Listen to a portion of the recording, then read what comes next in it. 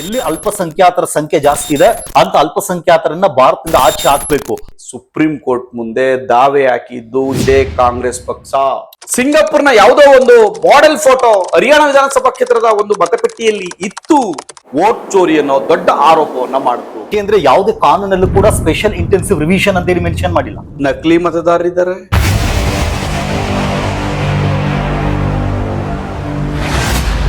ನಮಸ್ತೆ Karnataka. Tejas Kannadiga YouTube channel ಅರ್ಪಿಸುವ the devil's advocate ಶೋನ 9ನೇ ಎಪಿಸೋಡ್ ನಲ್ಲಿ ನನ್ನೊಂದಿಗಿದ್ದಾರೆ real advocate Pradeep Kumar SP ಅವರು. Sir, welcome to the show. ನಮಸ್ಕಾರ ಸರ್. ಈಗಾಗಲೇ 7ನೇ ಎಪಿಸೋಡ್ ಅಲ್ಲಿ ಪ್ರದೀಪ್ ಕುಮಾರ್ SP ಅವರೊಂದಿಗೆ ಬಿಡದಿ ಟೌನ್ಶಿಪ್ ನ ಕುರಿತಾಗಿ ಈಗಾಗಲೇ ಚರ್ಚೆ ಮಾಡಿದ್ದೆ. ಯಾರು ಆ ವಿಡಿಯೋವನ್ನು ನೋಡಿಲ್ಲ, ಆ ಒಂದು ವಿಡಿಯೋ ಲಿಂಕ್ ಅನ್ನು ಕೂಡ ಡಿಸ್ಕ್ರಿಪ್ಷನ್ ಬಾಕ್ಸ್ ಅಲ್ಲಿ ನಾನು ಹಾಕ್ತೀನಿ. ಆ ಒಂದು ವಿಡಿಯೋವನ್ನು ಕೂಡ ನೀವು ನೋಡಬಹುದು. ಅದನ್ನು ಹೊರತುಪಡಿಸಿ ಇವತ್ತಿಗೆ ಭಾರತಾದ್ಯಂತ ಈ ಒಂದು ವಿಷಯದ ಕುರಿತಾಗಿ ದೊಡ್ಡ ಮಟ್ಟದಲ್ಲಿ ಚರ್ಚೆ ಆಗಿತ್ತು. ಆದ್ರೆ ಈಗ ಆ ಒಂದು ವಿಷಯ ಕರ್ನಾಟಕದಲ್ಲೂ ಕೂಡ ಚರ್ಚೆ ಆಗ್ತಿದೆ. ಅದೇ SIR special intensive revision. Sir, special intensive ರಿವಿಷನ್ಗೆ ಹೋಗ್ಲಿಕ್ಕಿಂತ ಮೊದಲು ಒಬ್ಬ ಸಾಮಾನ್ಯ ವ್ಯಕ್ತಿಗೂ ಕೂಡ ಅರ್ಥ ಆಗುವಂತೆ ಹೇಳೋದಾದ್ರೆ, ಈ ಮತದಾರರ ಪಟ್ಟಿ ಎಲೆಕ್ಟೋರಲ್ ರೋಲ್ ಏನಿದೆ ಇದನ್ನ ಪರಿಷ್ಕರಣೆ ಮಾಡಬೇಕು ಅನ್ನೋದಾದ್ರೆ ಯಾವ ಕಾರಣಕ್ಕೆ ಪರಿಷ್ಕರಣೆ ಮಾಡಬೇಕು? ಮೊದಲನೇದು, ಈ ದೇಶದ ವಿರೋಧ ಪಕ್ಷದ ನಾಯಕರಾದಂತಹ ರಾಹುಲ್ ಗಾಂಧಿ ಅವರು ಚುನಾವಣಾ ಆಯೋಗದ ಮೇಲೆ ವೋಟ್ ಚೋರಿ ಅನ್ನೋ ದೊಡ್ಡ ಆರೋಪವನ್ನ ಮಾಡಿದ್ರು. ಓಕೆ. ಆ ಹೇಳಿಕೆಯ ಆಧಾರದ ಮೇಲೆ ಭಾರತದ ಚುನಾವಣಾ ಆಯೋಗ ಮತಪಟ್ಟಿಯನ್ನ ಪರಿಷ್ಕರಣೆ ಮಾಡ್ಲಿಕ್ಕೆ ಹೊರಡ್ತು. ಓಕೆ. ಪರಿಷ್ಕರಣೆ ಅಂದ್ರೆ ಏನು? ನಕಲಿ ಮತದಾರರಿದ್ದಾರೆ, ಡಬಲ್ ಎಂಟ್ರಿ. ರಾಹುಲ್ ಗಾಂಧಿ ಹೇಳಿದಕ್ಕೆ ಮಾಡ್ತಿರುವಂತದ್ದ ಅಥವಾ ಯಾವಾಗ್ಲೂ ಆಗುವಂತ ಪ್ರಕ್ರಿಯೆ ಇದನ್ನ ಆಗ್ತಾ ಇತ್ತು. ಆದ್ರೆ ಕಳೆದ ಕರ್ನಾಟಕದಲ್ಲಿ 2002ರ ನಂತರ ಆಗಿರ್ಲಿಲ್ಲ. ಓಕೆ. ಹಾಗೆ ದೇಶದಲ್ಲಿ ಕೂಡ ಕಳೆದ 20 ವರ್ಷಗಳಿಂದ ಬೇರೆ ಬೇರೆ ರಾಜ್ಯಗಳಲ್ಲಿ ಆಗಿರ್ಲಿಲ್ಲ.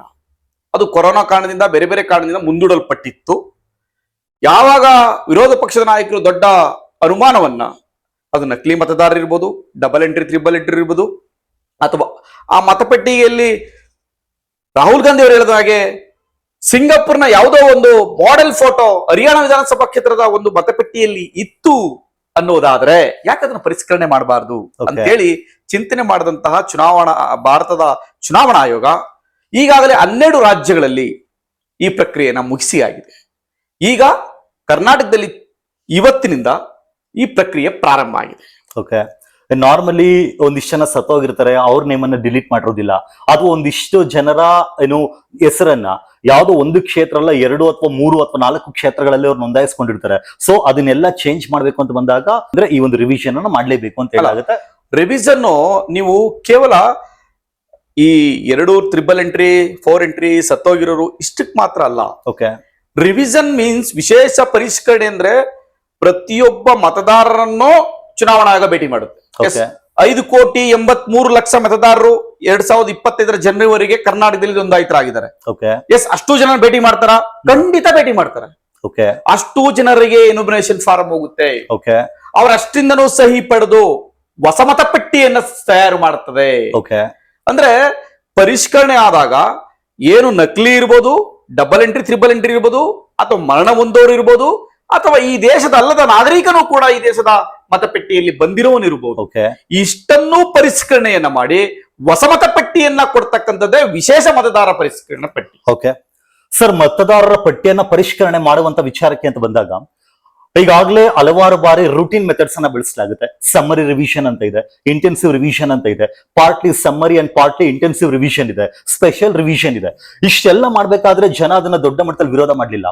ಆದ್ರೆ ಈ ಬಾರಿ ವಿಶೇಷವಾಗಿ ಏನಕ್ಕೆ ಅಂದ್ರೆ ಯಾವುದೇ ಕಾನೂನಲ್ಲೂ ಕೂಡ ಸ್ಪೆಷಲ್ ಇಂಟೆನ್ಸಿವ್ ರಿವಿಷನ್ ಅಂತ ಹೇಳಿ ಮೆನ್ಷನ್ ಮಾಡಿಲ್ಲ. ಆದ್ರೆ SIR ಅನ್ನ ಮಾಡ್ತಿರುವಂತ ಕಾರಣ ಏನು? SIR ಅಂದ್ರೆ ಏನು? SIR ಯಾಕೆ ವಿಶೇಷ ಅಂತಂದ್ರೆ ಇದು ಹೊಸ ಮತಪಟ್ಟಿಯನ್ನೇ ತಯಾರು ಮಾಡ್ತಕ್ಕಂಥದ್ದು ಮೊದಲನೇ ವಿಧಾನ. ಎರಡನೇ ವಿಧಾನ ಏನಕ್ಕೆ ಅಂದ್ರೆ ನಮ್ಮಲ್ಲಿ ಇಡೀ ದೇಶದಲ್ಲಿ ನೀವು ನೋಡಿದ್ರೆ ಒಬ್ಬ ಎಂಪ್ಲಾಯಿ ಎಲ್ಲೋ ಒಂದ್ ಕಡೆ ಜಾಯಿನ್ ಆಗ್ತಾನೆ, ಅಲ್ಲಿ ಅವನು ಮತ ಪಟ್ಟಿಯಲ್ಲಿ ಸೇರ್ಪಡೆ ಆಗ್ತಾನೆ, ಅವನು ಟ್ರಾನ್ಸ್ಫರ್ ಆದ್ರೆ ಇನ್ನೊಂದ್ ಕಡೆ ಸೇರ್ಪಡೆ ಆಗ್ತಾನೆ. ಈ ಮತಪಟ್ಟಿಯಿಂದ ಅವನು ಡಿಲೀಟ್ ಮಾಡ್ಸಕ್ ಪ್ರಯತ್ನವನ್ನೇ ಮಾಡಲ್ಲ. ಹಾಗೆ ಊರ್ನಲ್ಲಿ ವಾಸವಾಗಿರ್ತಾರೆ, ಊರ್ನಲ್ಲಿ ಅವ್ರ ಮತಪಟ್ಟಿ ಇರ್ತದೆ. ಅವ್ರು ಬೆಂಗಳೂರಿಗೋ ಬೇರೆ ಬೇರೆ ದೆಹಲಿ, ಮುಂಬೈ ಇಂಥ ಕಡೆ ಬೇರೆ ಬೇರೆ ಕೆಲಸದ ಕಾರಣಗಳಿಗೋಸ್ಕರ ಶಿಫ್ಟ್ ಆಗ್ತಾರೆ. ಅಲ್ಲಿ ಮತಪಟ್ಟಿಯಲ್ಲಿ ಮೈಗ್ರೇಷನ್ ಇರ್ತದೆ. ಈ ಎಲ್ಲ ಕಾರಣಕ್ಕೋಸ್ಕರ ಅವ್ರು ಏನ್ ಮಾಡ್ತಾರೆ, ಹಿಂದೆ ಇದ್ದಂತದನ್ನ ಚೇಂಜ್ ಮಾಡೋದಿಲ್ಲ. ಮತ್ತೆ ಬೆಂಗಳೂರಂತ ನಗರಗಳಲ್ಲಿ ವಿಶೇಷವಾಗಿ ಈ ವಾರ್ಡಿಂದ ಎತ್ತು ಈ ವಿಧಾನಸಭಾ ಕ್ಷೇತ್ರದಿಂದ ಮತ್ತೊಂದು ವಿಧಾನಸಭಾ ಕ್ಷೇತ್ರಕ್ಕೆ ಮನೆ ಚೇಂಜ್ ಮಾಡ್ತಾರೆ, ಮತ್ತೊಂದು ವಿಧಾನಸಭಾ ಇನ್ನೊಂದು ವಿಧಾನಸಭಾ ಕ್ಷೇತ್ರಕ್ಕೆ ಮನೆಯನ್ನ ಚೇಂಜ್ ಮಾಡ್ತಾರೆ. ಈ ಎಲ್ಲ ಸಂದರ್ಭಗಳಲ್ಲಿ ಅವರು ಮತ ಹೊಸ ಸೇರ್ಪಡೆ ಆಯ್ತಾರೆ, ಬಟ್ ಹಿಂದೆ ಇದ್ದಂತ ಮತಪಟ್ಟಿಯಲ್ಲಿ ಡಿಲೀಟ್ ಮಾಡ್ಸಲ್ಲ. ಇದನ್ನ ಆಗ್ಬೇಕು ಅಂತಂದ್ರೆ ಪರಿಷ್ಕರಣೆ ಆಗ್ಬೇಕು. ಪರಿಷ್ಕರಣೆ ಆಗದಂದ್ರೆ ಹಾಗೆ ಈ ರೀತಿ ಪ್ರತಿಯೊಬ್ಬ ಮತದಾರರನ್ನ ಭೇಟಿ ಮಾಡಿದಾಗ ಮಾತ್ರ ಸಾಧ್ಯ. ಅದೇ ವಿಶೇಷ ಪರಿಷ್ಕರಣೆ. ಒಂದು ಪೊಲಿಟಿಕಲ್ ಆಂಗಲ್ ಇಂದ ಕೂಡ ಒಂದು ಪ್ರಶ್ನೆಯನ್ನ ಕೇಳ್ತೀನಿ. ಕಾರಣ ಏನು ಅಂತ ಕೇಳಿದ್ರೆ 2024 ಲೋಕಸಭಾ ಚುನಾವಣೆಗಿಂತ ಹಿಂದೆ 2014 ಮತ್ತೆ 19 ಲೋಕಸಭಾ ಚುನಾವಣೆಯಲ್ಲಿ ಬಿಜೆಪಿ ಸ್ಪಷ್ಟ ಬಹುಮತವನ್ನು ಪಡೆಯುತ್ತೆ, ಎನ್ಡಿಎ ಕೂಡ ಬಹುಮತವನ್ನ ಪಡೆದಿತ್ತು. ಆಗ ಯಾವತ್ತಿಗೂ ಕೂಡ ಮಾಡ್ಬೇಕು ಅಂತ ಅನ್ನಿಸ್ತಿಲ್ಲ. ಆದ್ರೆ ಜನರಿಗೆ ಅನ್ನಿಸ್ತಿರೋದೇನು ಅಂದ್ರೆ 2024 ಲೋಕಸಭಾ ಚುನಾವಣೆಯಲ್ಲಿ ಬಿಜೆಪಿ ಅಂದ್ರೆ ಸ್ಪಷ್ಟ ಬಹುಮತವನ್ನು ಪಡೀಲಿಕ್ಕೆ ಆಗ್ಲಿಲ್ಲ. ಎನ್ಡಿಎ ಮೂಲಕ ಅಧಿಕಾರ ಬಂದಿರುವಂತದ್ದು ಮೈತ್ರಿಕೂಟದ ಮೂಲಕ. ಆ ಕಾರಣಕ್ಕೆ ಎಲ್ಲಿ ತನ್ನ ವೋಟ್ ಬ್ಯಾಂಕ್ ಕಡಿಮೆ ಆಗ್ತಿದೆ ಅಥವಾ ಕಡಿಮೆ ಸೀಟನ್ನ ಗೆಲ್ತಿದೀವಿ ಅಂತ ಹೇಳಿ 2024 ಆದ ನಂತರ ಇವತ್ತಿಗೆ ಪ್ರಯತ್ನ ಪಡ್ತಿದ್ದಾರೆ ಅಂತ ಏನಾದ್ರು ಅನ್ಸುತ್ತಾ? ಖಂಡಿತ ಇಲ್ಲ. ಯಾಕೆ ಅಂತಂದ್ರೆ ಈ ಹಿಂದೆ ದೇಶದಲ್ಲಿ ಇದೇ ಕಾಂಗ್ರೆಸ್ ಸರ್ಕಾರ ಅಧಿಕಾರದಲ್ಲಿ ಇದ್ದಾಗ ಒಟ್ಟು 1952ರಿಂದ 56, 61ರಿಂದ 65, 66, 83ರಿಂದ 84, 87ರಿಂದ 89, 92, 93, 95, 2002, 2003 ಇಷ್ಟರಲ್ಲೂ ಪರಿಷ್ಕರಣೆ ಆಗಿದೆ. ಇಷ್ಟರಲ್ಲೂ ಕಾಂಗ್ರೆಸ್ ಸರ್ಕಾರ ಅಧಿಕಾರದಲ್ಲಿತ್ತು. ಅಂದ್ರೆ ಅವ್ರಿಗೆ ಉಪಯೋಗ ಆಗಿದೆ ಅಂತ ಭಾವಿಸಬಹುದಾ? ಅವತ್ತಿಗೆ ಅವರು ಮಿಸ್ಯೂಸ್ ಮಾಡ್ಕೊಂಡಿದ್ದಾರೆ ಅಂತ ಅನಿಸ್ತಾ ಇದೆಯಾ? ಅವ್ರಿಗೆ ಪ್ರಶ್ನೆ ಕೇಳ್ಬೇಕಲ್ಲ. ನೀವು 7 ಬಾರಿ ಏನು ಪರಿಷ್ಕರಣೆಯನ್ನ ಮಾಡಿದ್ರಿ ಇಡೀ ದೇಶದಲ್ಲಿ, ಆ ಸಂದರ್ಭಗಳಲ್ಲಿ ನೀವು ಈ ಚುನಾವಣಾ ಆಯೋಗವನ್ನ ದುರುಪಯೋಗ ಪಡಿಸ್ಕೊಂಡಿದ್ರಿ ಅಂತ ಅರ್ಥೈಸಬಹುದಾ? ನಾನು ಕಾಂಗ್ರೆಸ್ಸಿಗರನ್ನ ಯಾರು ವಿರೋಧ ಮಾಡ್ತಿದಾರೋ ಅವರನ್ನ ಒಂದು ಪ್ರಶ್ನೆ ಕೇಳಿಕ್ ಇಷ್ಟಪಡ್ತೀನಿ. ಹಾಗಾದ್ರೆ ಹಿಂದೆ ನೀವೇನ್ ಗೆದ್ದಿದ್ರಲ್ಲ ಆ ಸಂದರ್ಭಗಳಲ್ಲಿ ಈ ಚುನಾವಣಾ ಆಯೋಗನ ಮಿಸ್ಯೂಸ್ ಮಾಡ್ಕೊಂಡಿದ್ರಾ? ಅದಕ್ಕೆ ನೀವು ಉತ್ತರ ಕೊಡಿ ಫಸ್ಟ್. ಈ SIR ಪ್ರೋಸೆಸ್ ಏನಿದೆ ಇದು ಕಾನ್ಸ್ಟಿಟ್ಯೂಷನಲ್ ಅಂಡ್ ಲೀಗಲ್ ಅಂದ್ರೆ ಸಂವಿಧಾನಾತ್ಮಕವಾಗಿ ಮತ್ತು ಕಾನೂನುಬದ್ಧವಾಗಿ ಅಥವಾ ಕಾನೂನಾತ್ಮಕವಾಗಿ ನಡೆಯುವಂತ ಪ್ರಕ್ರಿಯೆನ ಅಥವಾ ಒಂದು ಪೊಲಿಟಿಕಲ್ ಪ್ರೋಸೆಸ್, ಒಂದು ರಾಜಕೀಯ ಪ್ರಕ್ರಿಯೆನ? ಇದು ಪೊಲಿಟಿಕಲ್ಗೂ ಇದಕ್ಕೂ ಸಂಬಂಧನೇ ಇಲ್ಲ. ಯಾಕೆಂದ್ರೆ ಚುನಾವಣಾ ಆಯೋಗ ಇಟ್ಸ್ ಇಂಡಿಪೆಂಡೆಂಟ್ ಬಾಡಿ, ಸ್ವತಂತ್ರವಾಗಿ ಕೆಲಸ ಮಾಡ್ತಾ ಇರ್ತಕ್ಕಂಥ ಒಂದು ಸಂಸ್ಥೆ ಅದು. ಅದಕ್ಕೆ ಸಂವಿಧಾನದ ಅಡಿಯಲ್ಲಿ ವಿಶೇಷ ಮಾನ್ಯತೆಯನ್ನ ಕೊಡಲಾಗಿದೆ. ಯಾಕೆಂದ್ರೆ ಒಂದು ಚುನಾವಣಾ ಆಯೋಗ ಯಾವುದೇ ಒಂದು ಪಾರ್ಟಿಗೆ ಸೇರಿದ್ರೆ ಅದು ತನ್ನ ದುರುಪಯೋಗವನ್ನ ಮಾಡಿಸ್ಕೊಳ್ಳುತ್ತೆ ಅನ್ನೋ ಕಾರಣಕ್ಕೋಸ್ಕರ, ಪೊಲಿಟಿಕಲ್ ಇನ್ಫ್ಲೂಯೆನ್ಸ್ ಇರಬಾರ್ದು ಅನ್ನೋ ಕಾರಣಕ್ಕೋಸ್ಕರ ಅದನ್ನ ಸಂಸತ್ತು ಮತ್ತು ರಾಜ್ಯ ವಿಧಾನ ಮಂಡಳಿಗೆ ಚುನಾವಣೆ ನಡೆಸುವುದಕ್ಕಾಗಿ ಭಾರತ ಸಂವಿಧಾನದ ಅನುಚ್ಛೇದ 324 ಮತ್ತು ಜನತಾ ಪ್ರಾತಿನಿಧ್ಯ ಕಾಯ್ದೆ 1950 ಅನುಸಾರ ಮತದಾರರ ಪಟ್ಟಿಯನ್ನು ಸಿದ್ಧಪಡಿಸುವುದು, ಮೇಲ್ವಿಚಾರಣೆ, ನಿರ್ದೇಶನ, ನಿಯಂತ್ರಣ ಚುನಾವಣಾ ಆಯೋಗದಲ್ಲಿ ಸ್ವತಂತ್ರವಾಗಿ ಕೊಟ್ಟಿರ್ತಕ್ಕಂಥ ಸಂವಿಧಾನ ಕೊಟ್ಟಿರ್ತಕ್ಕಂಥ ಅವಕಾಶ. ಇನ್ನೊಂದು ಜನರಲ್ ಇರುವಂತಹ ಒಂದು ಡೌಟ್, ಮತ್ತೊಂದು ಸಂಶಯ ಏನು ಅಂದ್ರೆ ಇವತ್ತಿಗೆ ಭಾರತದ ಚುನಾವಣಾ ಆಯೋಗ ಅಂತ ಬಂದಾಗ ಮೊದಲಿಗಿದ್ದಷ್ಟು ತನ್ನ ಕ್ರೆಡಿಬಿಲಿಟಿಯನ್ನು ಉಳಿಸ್ಕೊಂಡಿಲ್ಲ ಅಂತ. ಅದಿರ್ಬೋದು, ನಿಮ್ಮ ಅನಿಸಿಕೆ ಬೇರೆ ಆಗಿರ್ಬೋದು, ಬಟ್ ಜನರ ಅಭಿಪ್ರಾಯ ಏನು ಅಂದ್ರೆ ಇವತ್ತಿಗೆ ಎಲೆಕ್ಷನ್ ಕಮಿಷನ್ ಆಫ್ ಇಂಡಿಯಾ ತನ್ನ ಕ್ರೆಡಿಬಿಲಿಟಿಯನ್ನ ಕಳ್ಕೊಳ್ತಿದೆ ಒಂದು. ಇನ್ನು ಎರಡನೇ ವಿಚಾರಕ್ಕೆ ಬರೋದಾದ್ರೆ ಇದೇ election commission of India representation of people act ಏನು RP ಆಕ್ಟ್ ಆಫ್ 1950 ಏನಿದೆ ಅದ್ರ ಪ್ರಕಾರ ರಿವಿಷನ್ ಅನ್ನ ಮಾಡಬೇಕು, ಮತದಾರರ ಪಟ್ಟಿಯನ್ನು ಪರಿಷ್ಕರಣೆ ಮಾಡಬೇಕು ಅಂತ ಬಂದಾಗ ಯಾವ್ದೊಂದು ಕಾನ್ಸ್ಟಿಟ್ಯೂಯನ್ಸಿಯಲ್ಲಿ ಮಾಡಬಹುದು ಅಂತ ಹೇಳಲಾಗುತ್ತೆ, ಯಾವ್ದೊಂದು ಭಾಗದಲ್ಲಿ ಮಾಡಬಹುದು ಅಂತ ಹೇಳಲಾಗುತ್ತೆ. ಆದ್ರೆ ರಾಜ್ಯಾದ್ಯಂತ ಅಥವಾ ದೇಶದಾದ್ಯಂತ ಒಟ್ಟಿಗೆ ಎಲೆಕ್ಷನ್ ಕಮಿಷನ್ ಆಫ್ ಇಂಡಿಯಾಗೆ ನಿಜವಾಗ್ಲೂ ಮಾಡ್ಲಿಕ್ಕೆ ಅಧಿಕಾರ ಇದೆಯಾ, ಅವಕಾಶ ಇದೆಯಾ ಕಾನೂನಲ್ಲಿ? ಕಾನೂನಲ್ಲಿ ಅವಕಾಶ ಇರೋದಕ್ಕೆ ಮಾಡಿರೋದು. ಈಗಾಗಲೇ ಹಿಂದೆ ಮಾಡಿದ್ದಂತ ಚುನಾವಣಾ ಆಯೋಗನೇ ಈಗಲೂ ಇರ್ತಕ್ಕಂಥದ್ದು. ಈಗ ಯಾವ್ದು ಸ್ಪೆಷಲ್ ಬಂದಿಲ್ಲ. ಬಿಜೆಪಿ ಬಂದಲ್ಲಿ ಸ್ಪೆಷಲ್ ಚುನಾವಣಾ ಆಯೋಗನ ತಗೊಂಡ್ಬಂದಿಲ್ಲ, ಇಂಟ್ರೊಡ್ಯೂಸ್ ಮಾಡಿಲ್ಲ. ಅದೇ ಚುನಾವಣಾ ಆಯೋಗ, ಅದೇ ಅಧಿಕಾರಿಗಳು, ಅದೇ ಇಲಾಖೆ ಮಾಡಿರ್ತಕ್ಕಂಥದ್ದು. ಹಾಗಾಗಿ ಮತ್ತೆ ಇನ್ನೊಂದು ನೀವು ಹೇಳಿದ್ರಿ, ಚುನಾವಣಾ ಆಯೋಗದ ಮೇಲೆ ಕ್ರೆಡಿಬಿಲಿಟಿ ಕಡಿಮೆ ಆಗಿದೆ. ಕ್ರೆಡಿಬಿಲಿಟಿ ಕಡಿಮೆ ಆಗಿರ್ಬೋದು ಅಥವಾ ಜಾಸ್ತಿ ಆಗಿರ್ಬೋದು, ಈ ಎರಡೂ ಕೂಡ ಅದು ಅವರವರ ಅನಿಸಿಕೆಗೆ ಬಿಟ್ಟದ್ದು ಮತ್ತು ಅದು ಚುನಾವಣಾ ಆಯೋಗ ಜವಾಬ್ದಾರಿ. ಚುನಾವಣಾ ಆಯೋಗದ ಬಹಳ ದೊಡ್ಡ ಜವಾಬ್ದಾರಿ ಉತ್ತರ ಕೊಡಬೇಕಾಗಿರೋದ್ರಿಂದ ಪ್ರತಿಯೊಬ್ಬ ನಾಗರಿಕನಿಗೆ, ಪ್ರತಿಯೊಬ್ಬ ಭಾರತೀಯನಿಗೆ ಉತ್ತರದಾಯಿತ್ವವಾಗಿದ್ದು ಚುನಾವಣಾ ಆಯೋಗ. ಅದು ಅದರ ಕೆಲಸವನ್ನು ನಿರ್ವಹಣೆ ಮಾಡುತ್ತೆ. ಇದೇ SIR ಅಂತ ಬಂದಾಗ SIR ಅನ್ನ ಪಾರ್ಟಿಸಿಪೇಟಿವ್ ಪ್ರೋಸೆಸ್ ಅಂತ ಹೇಳಲಾಗುತ್ತೆ. ಕಾರಣ ಮತದಾರರ ಪಟ್ಟಿಯನ್ನ ಪರಿಷ್ಕರಣೆ ಮಾಡಬೇಕು ಅಂತ ಬಂದಾಗ ಇದರಲ್ಲಿ ಮತದಾರರನ್ನ ಒಳಗೊಂಡಂತೆ ಈ ಎಲೆಕ್ಷನ್ ಕಮಿಷನ್ ಅಫಿಷಿಯಲ್ಸ್ ಆಗಿರ್ಲಿ ಅಥವಾ ಪೊಲಿಟಿಕಲ್ ಪಾರ್ಟಿ, ರಾಜಕೀಯ ಪಕ್ಷಗಳಿಗೂ ಕೂಡ ಇದರಲ್ಲಿ ಪಾತ್ರ ಇದೆ ಅಂತ ಹೇಳಲಾಗುತ್ತೆ. ಯಾವ ರೀತಿ ರಾಜಕೀಯ ಪಕ್ಷಗಳು ಯಾವ ರೀತಿ ಇದರಲ್ಲಿ ಇನ್ವಾಲ್ವ್ ಆಗುತ್ತೆ? ರಾಜಕೀಯ ಪಕ್ಷಗಳಿಗೆ ಇನ್ವಾಲ್ವ್ಮೆಂಟ್ ಮಾಡಲಿಕ್ಕೆ ಒಂದು ಕೂದಲೆಯಷ್ಟು ಅವಕಾಶವನ್ನ ಚುನಾವಣಾ ಆಯೋಗ ಕೊಟ್ಟಿಲ್ಲ. ಅವರ ಪಾರ್ಟಿಸಿಪೇಷನ್ ಏನೂ ಇಲ್ಲ. ಆದ್ರೆ ಪೊಲಿಟಿಕಲ್ ಪಾರ್ಟಿಯಿಂದ ಏನು ಬೂತ್ ಲೆವೆಲ್ ಏಜೆಂಟ್ ಗಳನ್ನ ಅಪಾಯಿಂಟ್ ಮಾಡ್ತಾರೆ. ಬೂತ್ ಲೆವೆಲ್ ಏಜೆಂಟ್ ಗಳನ್ನ ಅಸಿಸ್ಟ್ ಮಾಡ್ಲಿಕ್ಕೆ. ಯಾಕೆಂದ್ರೆ BLOಗಳು ಚುನಾವಣಾ ಪಟ್ಟಿ ಪರಿಷ್ಕರಣೆಗೆ ಹೋಗ್ತಾರೆ, ವಾರ್ಡ್ ಮಟ್ಟದಲ್ಲಿ ಅಥವಾ ಊರಿನ ಹಂತಗಳಲ್ಲಿ ಗ್ರಾಮಗಳಲ್ಲಿ ಲೆಕ್ಕಕ್ಕೆ ಹೋಗ್ತಾರೆ. ಆ ಸಮಯದಲ್ಲಿ ಬರುವಂತ ಚುನಾವಣಾಧಿಕಾರಿಗಿಂತ ಆ ಊರಿನಲ್ಲಿ ವಾಸ ಮಾಡ್ತಕ್ಕಂಥ ವ್ಯಕ್ತಿಗಳಿಗೆ ಆ ಮನೆಯ ಆ ಊರಿನ ಸಂಪೂರ್ಣ ಮಾಹಿತಿ ಇರುತ್ತೆ. ಹಾಗಾಗಿ ಅವರ ಸಹಾಯದೊಂದಿಗೆ ಕೇವಲ ಒಂದು ಪೊಲಿಟಿಕಲ್ ಪಾರ್ಟಿ ಅಲ್ಲ, ದೇಶದಲ್ಲಿ ನೋಂದಾಯಿತವಾಗಿರ್ತಕ್ಕಂಥ ಎಲ್ಲ ಪೊಲಿಟಿಕಲ್ ಪಾರ್ಟಿಗಳು ಕೂಡ ಸಹಾಯವನ್ನ ಚುನಾವಣಾ ಆಯೋಗದ ಅಧಿಕಾರಿಗಳಿಗೆ ಮಾಡಬಹುದು. ಅಷ್ಟೇ. ಅವ್ರ ಏನಪ್ಪಾ ಅಂದ್ರೆ ಈ ಮನೇಲಿ ಯಾರ ಇದಾರ, ಸತ್ತೋಗಿದಾರ, ಹೊರಗಡೆ ಹೋಗಿದಾರ, ಮೈಗ್ರೆಂಟಾ, ಈಗ ಬಂದಿದಾರ, ಯಾರು ಅನ್ನೋದನ್ನ ತಿಳಿಸ್ಲಿಕ್ಕೆ ಅವ್ರಿಗಷ್ಟೇ ಅಧಿಕಾರವನ್ನು ಕೊಟ್ಟಿದ್ರು. ಅದರ ಹೊರತಾಗಿ ಬೇರೆ ಇನ್ಯಾವ ಅಧಿಕಾರವನ್ನು ಅವ್ರಿಗೆ ಕೊಟ್ಟಿಲ್ಲ. ಇದೇ SIR ಬಗ್ಗೆ ನಾವು ಚರ್ಚೆಗಳನ್ನ ಕೇಳ್ಬೇಕಾದ್ರೆ ಎರಡು ಹೆಸರುಗಳು ಕೇಳಿ ಬರುತ್ತೆ. ಒಂದು BLO, ಇನ್ನೊಂದು BLA ಅಂತ. ಬೂತ್ ಲೆವೆಲ್ ಆಫೀಸರ್ಸ್ ಅಂದ್ರೆ ಯಾರು, ಬೂತ್ ಲೆವೆಲ್ ಏಜೆಂಟ್ಸ್ ಅಂದ್ರೆ ಯಾರು, ಅವರ ಕೆಲಸಗಳೇನು? ಬೂತ್ ಲೆವೆಲ್ ಆಫೀಸರ್ಸ್ ಅಂತಂದ್ರೆ ಪ್ರತಿ ಊರಿನಲ್ಲಿ ವಾರ್ಡ್ ನಲ್ಲಿ ಇರ್ತಕ್ಕಂತಹ ಅಂಗನವಾಡಿ ಪೊಲಿಟಿಕಲ್ ಪಾರ್ಟಿಯಿಂದ ಆಗಿರುವಂತವ್ರು. BLO ಅಂದ್ರೆ ಬೂತ್ ಲೆವೆಲ್ ಆಫೀಸರ್ಸ್ ಅಂದ್ರೆ ಬೂತ್ ಲೆವೆಲ್ ಆಫೀಸರ್ಸ್ ಯಾರಾಗಿರ್ತಾರೆ ಅಂತಂದ್ರೆ ಒಂದು ಗ್ರಾಮ ಮತ್ತು ವಾರ್ಡ್ ನ ಅಂಗನವಾಡಿ ಟೀಚರ್ ಅಥವಾ ಸರ್ಕಾರದಿಂದ ನೇಮಿಸಲ್ಪಟ್ಟ ಯಾವುದಾರು ಅಧಿಕಾರಿ, ಇವರು BLOಗಳು. BLAಗಳು ಅಂದ್ರೆ ಯಾರಪ್ಪ ಅಂದ್ರೆ ಪೊಲಿಟಿಕಲ್ ಪಾರ್ಟಿಯಿಂದ ಯಾರನ್ನ ಸೆಲೆಕ್ಟ್ ಮಾಡಿ ಏಜೆಂಟ್ ಆಗಿ ಅಪ್ಲಿಕೇಶನ್ ಕೊಟ್ಟು ಅವ್ರನ್ನ ಚುನಾವಣಾ ಆಯೋಗಕ್ಕೆ ಅರ್ಜಿ ಫಿಲಪ್ ಮಾಡಿಕೊಟ್ಟು ಅವ್ರನ್ನ ಅಧಿಕೃತವಾಗಿ ಅನುಮೋದನೆ ಮಾಡಿರ್ತದೋ ಅವರು BLA. ಇವರಿಬ್ಬರು ಕೂಡ ಯಾರಿಗೆ ಜವಾಬ್ದಾರಾಗಿರ್ತಾರೆ? ಇವರು BLOಗಳು ಅವ್ರ ಮೇಲೆ AERO ಇದ್ವೆ. AER ಆದ್ಮೇಲೆ DERO ಇದಾರೆ. DER ಆದ್ಮೇಲೆ ಎಲೆಕ್ಷನ್ ಆಫೀಸರ್ ಇದೆ. ಅದು IRK ಇದೆ ಅವ್ರಿಗೆ, ಅವ್ರಿಗೆ ಉತ್ತರದಾಯಿತ್ವ. ಆದ್ರೆ ಇವ್ರ ಕೆಲಸ ಏನಪ್ಪಾ ಅಂತಂದ್ರೆ BLAಗಳದು ಕೇವಲ ಅವರು BLOಗಳಿಗೆ ಅಸಿಸ್ಟ್ ಮಾಡೋದು, ಮಾಹಿತಿಯನ್ನ ಕೊಡ್ತಕ್ಕಂಥದ್ದು. ಮತ್ತೆ BLOಗಳು ಸರಿಯಾದ ರೀತಿ ಕೆಲಸವನ್ನ ನಿರ್ವಹಣೆ ಮಾಡಿದ ಸಂದರ್ಭದಲ್ಲಿ ಅಸಿಸ್ಟೆಂಟ್ ಎಲೆಕ್ಷನ್ ರಿಟರ್ನಿಂಗ್ ಆಫೀಸರ್ಸ್ಗೆ ಅಥವಾ ಅದಕ್ಕಿಂತ ಡಿಸ್ಟ್ರಿಕ್ಟ್ ಲೆವೆಲ್ ಆಫೀಸರ್ಸ್ಗೆ ಮಾಹಿತಿಯನ್ನ ಕೊಡಕ್ಕೆ, ಅಬ್ಜೆಕ್ಷನ್ ನ ಕೊಡ್ಲಿಕ್ಕೆ, ದೂರನ್ನ ಕೊಡ್ಲಿಕ್ಕೆ, ಮಾಹಿತಿಯನ್ನ ಕೊಡ್ಲಿಕ್ಕೆ ಇವರಿಗೆ ಅವಕಾಶವನ್ನ ಕೊಟ್ಟಿದ್ದಾರೆ. ಒಂದು ಪೋಲಿಂಗ್ ಸ್ಟೇಷನ್ ಅಂತ ಬಂದಾಗ ಒಬ್ಬರು ಏನು ಬೂತ್ ಲೆವೆಲ್ ಆಫೀಸರ್ ಇರ್ತಾರೆ ಅಂತ ಅನ್ಕೋಣ. ಈಗ ಅವರಿಗೆ ಅಸಿಸ್ಟ್ ಮಾಡ್ಲಿಕ್ಕೆ ಅವರ ಜೊತೆಯಲ್ಲಿ ಯಾವುದೋ ಒಂದು ಪಕ್ಷದ BLA ಹಾಕ್ಲಾಗುತ್ತೋ ಅಥವಾ ಎಲ್ಲ ಪಕ್ಷಗಳ ಎಲ್ಲ ಪಕ್ಷದ ಒಂದು ಬೂತ್ ಅಲ್ಲಿ ಎಲ್ಲ ಪಕ್ಷಗಳ BLAಗಳು ಇರ್ತಾರೆ. ಹಾಗಾಗಿ ಎಲ್ಲ ಪಕ್ಷಗಳ BLAಗಳು ಇದ್ದಾಗ ನಿಮಗೆ ಚೀಟ್ ಮಾಡ್ಲಿಕ್ಕೆ ಯಾಕೆ ಸಾಧ್ಯ? ನೀವು ಕಾಂಗ್ರೆಸ್ನವ್ರು BLAಗಳನ್ನ ಅಪಾಯಿಂಟ್ ಮಾಡಿದಿರ. ಈಗ ಆಲ್ರೆಡಿ 30,000ಕ್ಕೂ ಎಷ್ಟು BLAಗಳನ್ನ ಅಪಾಯಿಂಟ್ ಮಾಡಿದಿರಾ.